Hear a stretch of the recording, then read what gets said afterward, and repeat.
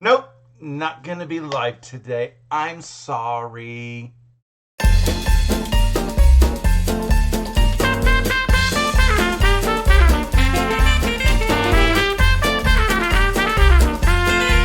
I promise I will make it up to you. Hi, and welcome to Quilt Meets World, where we have adventures in piecing and joy. I'm Russ. Come on into my sewing room.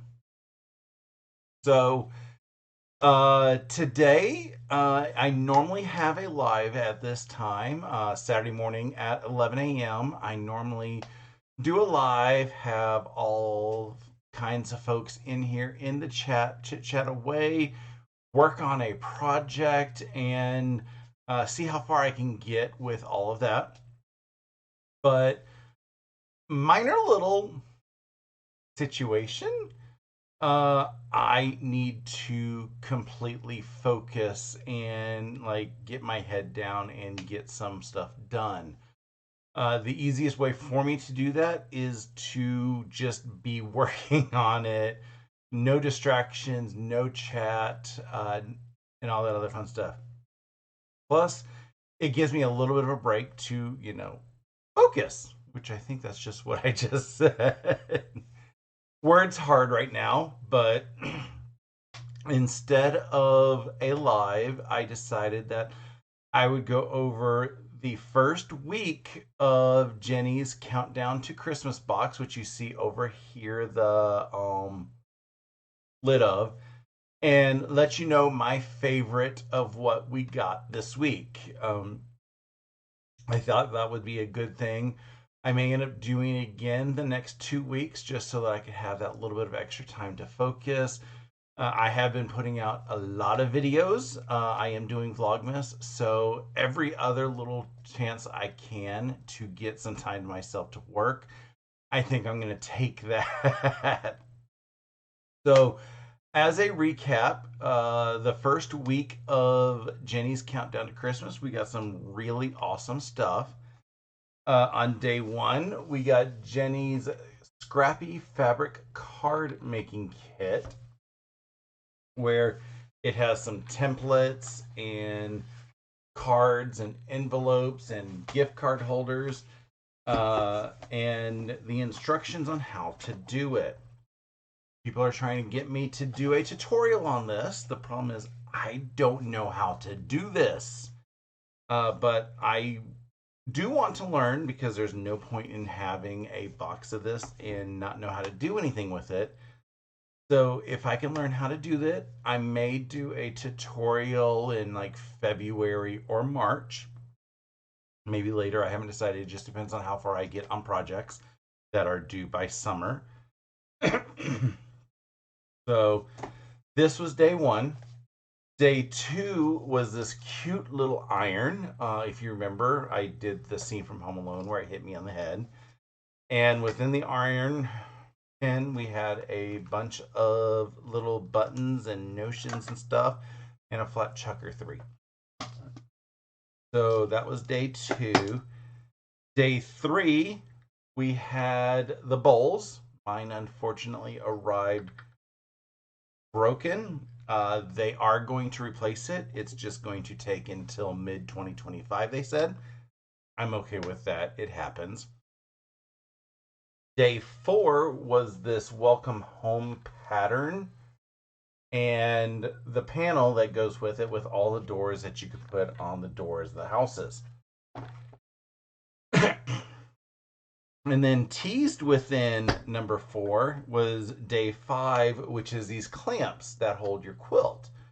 You can use screws to hold them up, or you can do like I do and put the command Velcro strips on it, and that'll hold everything up.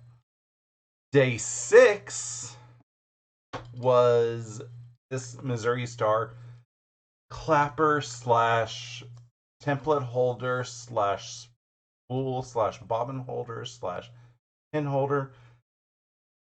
Excuse me, I'm still trying to get over that cough. Basically, it's an all-in-one tool and everything. This was day number 6. And finally, this morning on day 7, you saw this open, a charm pack of Excuse me. Strawberry Lemonade by Sherry and Chelsea. So, which ones of these are my favorites? I'm going to break it on two categories. I'm going to do favorite, as in the stuff that I know I will use, and my favorite, as in the stuff that not going to be used, but I thought it was really cool. My favorite of the stuff that I know I will use is day 5, the clamps. And the only reason why I know I will use these is because I already use these. There is a brand that I have purchased on the Amazons called Classy Clamps. They are basically just like this. They are cut a little bit differently and they're a little bit smaller, but they're basically the same thing and I use them. So I know I will use these. So far, these are my favorite of stuff that I know that I will use. My favorite of stuff that I know that I won't use, the bowls. These are adorable bowls. Are so cute. I kind of see them sitting maybe up in the shelves up here if I ever got them cleaned out, or somewhere in the kitchen. Probably in the kitchen because I'd have a better place to put them, and they can collect dust there easier. Uh, those are my two favorites. The clapper didn't quite make it because it's a too many in one tool. If I'm holding templates with it, I can't use it as a clapper. The tool holders, one of mine is just a little bit too big. I've heard comments that a lot of people they've theirs was just a little too big to fit in there. I can sand this down very easily, or get a pair of scissors that are not my sewing scissors and whittle it down just a little just to get it to fit in here. But if it's full, I can't clap with it, and if I'm clapping with it, I can't use it for anything else. So as much as a multi-in-one tool is, the only way that this is a multi-in-one is to hold my templates and to hold my spools and hold a few pins. It can't be used as a clapper. And it also, it's got the measuring marks on the back, so again, can't use any of that if I'm using it as something else. So it will look cute over here on my desk with some templates in it. I've also noticed that the templates are a little bit, or the holes for the templates are a little big compared to the size of like the average ruler or template. It just, there's a lot of wiggle room as opposed to the other template holder that I have that my friend Steven made for me. There is, like, if I use the exact same one, there is very little wiggle room for a ruler in here. So I think that this is a better option to hold my rulers, but maybe some of the Missouri Star templates are a little bit thicker and would fit in there better. I really did like the panel and pattern. I just don't know when I'm going to get around to that because it requires scraps. I don't have a lot of scraps around. The 10 was really cute. My least favorite of the week is going to be this, just because I don't have any card making skills at the moment.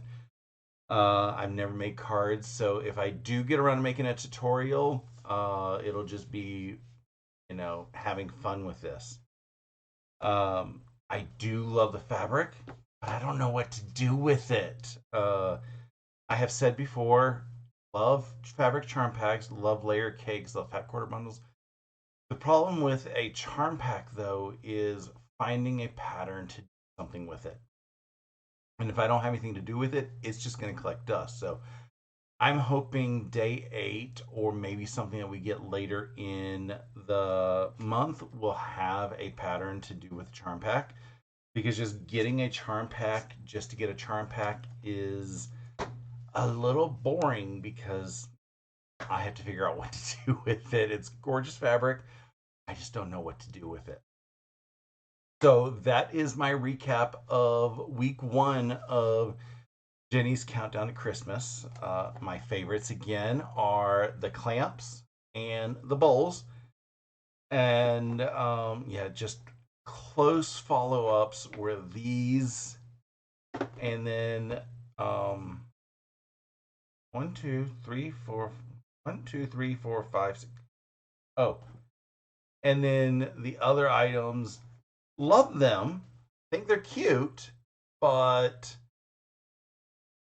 like they're just not as great as they could be for me. So yeah. What are your thoughts on Jenny's box so far? Are you getting it? Have you made it through? Did you spoil it for yourself? If you did, don't let me know what's in there because I don't want to know. So I'm going to cut this video a little short because, as I said, I am currently over in Steven's pop-up so day. Come over and join us if you'd like. His channel is Bland Designs and the Idiot Quilter, and he has a link to his pop-up so day in his most recent videos. So go check out his videos and come join us if you'd like. And it's always a lot of fun. New people are always welcome. So ending it at this real quick. So I hope you have a wonderful rest of your day. Merry Vlogmas.